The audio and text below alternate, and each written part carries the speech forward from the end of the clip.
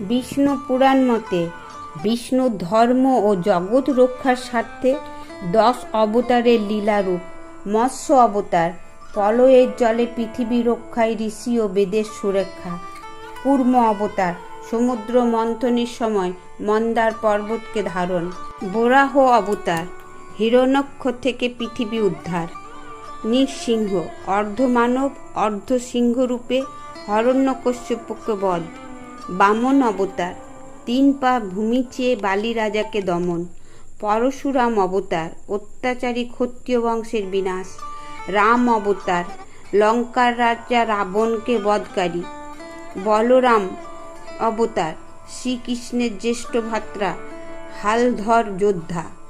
শ্রীকৃষ্ণ অবতার মহাভারতের নায়ক ভগবদ্ গীতা উপদেশক। কল্কি অবতার ভবিষ্যতের অবতার অধর্ম নাশ করে সত্যযুগের সূচনা করবেন।